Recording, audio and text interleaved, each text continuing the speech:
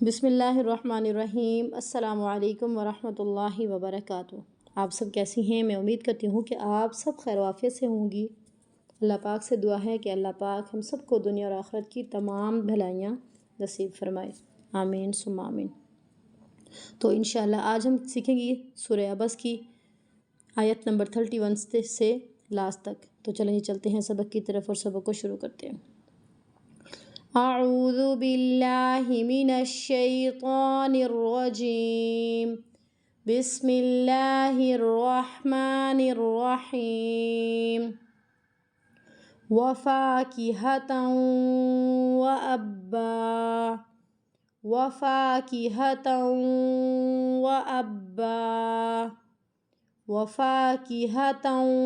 یہاں پہ ہماری غلطی ہوتی ہے تَو، تا واو زبر تَو نہیں پڑھنا، ایک زبر نہیں ہے، یہاں پہ دو زبر ہیں، ساتھ میں اگلا حرف کیا ہے؟ یرملون میں سے ہے، تو ہمیں یہاں پر ادغام کرنا ہے غنے کے ساتھ۔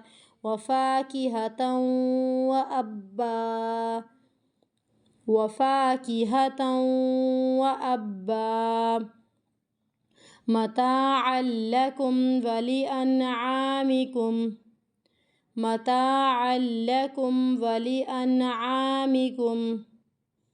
تو یہاں پہ اکثر ہماری غلطی ہوتی ہے متاعا لکم، عل کو نا ہم لمبا کر دیتے ہیں، لمبا ہمیں نہیں کرنا، کیونکہ تنوین کے بعد اگلا حرف یرملون میں سے لام اور را آ جائے تو اس کو ہمیں کیا کرنا ہوتا ہے؟ ذرا جلدی سے ادا کرنا ہوتا ہے، ٹھیک ہے؟ وہاں پہ صرف اور صرف ہمیں ادغام کرنا ہوتا ہے، بلا غنہ، غنے کے بغیر ادغام کرنا ہوتا ہے۔ متاعا لکم ولانعامکم، میم ساکن کے رولز میں سے کہ میم ساکن کے بعد اگلا حرف واو، با یا میم کے علاوہ آ جائے۔ اب یہاں پہ واو ہے تو یہاں پہ ہمیں اظہار کرنا ہے، جلدی سے ادا ہوگا۔ یہاں پر نون ساکن کا اظہار ہو رہا ہے کہ نون ساکن کے بعد اگلا حرف حروف ہلکی میں سے ہے، تو یہاں پہ بھی اظہار ہو رہا ہے، جلدی سے ادا کرنا ہے۔ متاعا لکم ولانعامکم، فَإِذَا جَاءَتِ الصَّاخَّةُ، فَإِذَا جَاءَتِ الصَّاخَّةُ، صاخ کی آواز آئے گی، صاخ کی، ٹھیک ہے؟ صا کو کھینچنے کے بعد ہی ہمیں خا کے ساتھ ملانا ہے۔ فَإِذَا جَاءَتِ الصَّاخَّةُ، یوم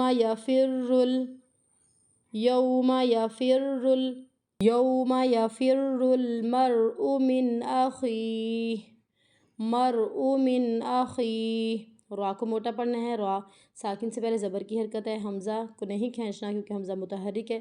من اخیہ، من کو لمبا نہیں کرنا، ہمیں یہاں پہ غنہ نہیں کرنا، اظہار ہو رہا ہے۔ اور یہ جو لفظ ہیں آخری، ان پر سب ہمارے اسٹوڈنٹ جو ہے غلطی کر رہی ہوتی ہیں، آخیہ، ابی، وابنی، تو یہ غلط ہے۔ یہاں پہ مد عارض کا قاعدہ ہو رہا ہے کہ آخری حرف ساکن پیچھے حروف مد، تو یہاں پہ مد عارض 3 الف کی مقدار کے برابر کھینچ کر ہمیں یہاں پر وقف کرنا ہے۔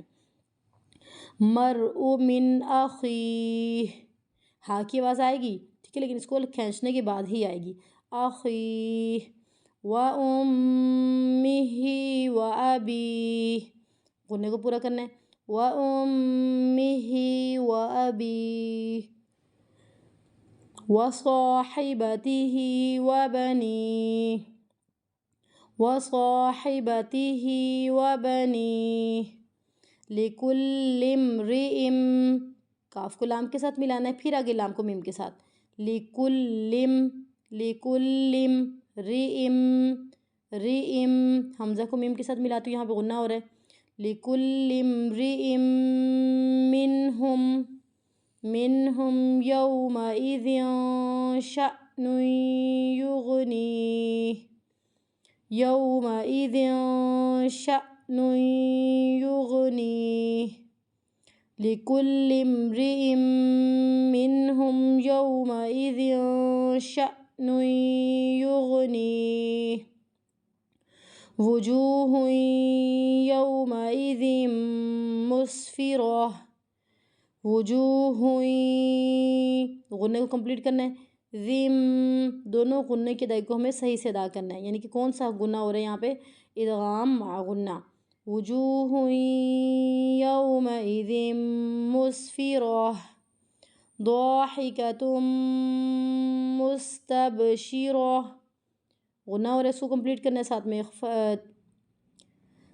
قلقلہ ہو رہا ہے، اس کی ادائی کو بھی کمپلیٹ کرنا ہے، گول تا ہے تو ہا کی آواز پڑھی جائے گی، ضاحکۃ مستبشرہ، واو واو واو کے بر زبر ہے، واو پر پیش ہے، تو جو بھی اسٹوڈنٹ یہاں پڑھتی ہیں واوا پڑھتی ہیں یا پھر وو پڑھ دیتی ہیں، وو نہیں ہے، ایک کے اوپر زبر ایک کے اوپر پیش، وَوُجُوهٌ يَوْمَئِذٍ عَلَيْهَا غَبَرَةٌ، وَوُجُوهٌ يَوْمَئِذٍ عَلَيْهَا غَبَرَةٌ تَرْهَقُهَا قَتَرَةٌ، تَرْهَقُهَا قَتَرَةٌ، أُولَئِكَ هُمُ الْكَفَرَةُ الْفَجَرَةُ، اولئک هم الکفرۃ الفجرہ۔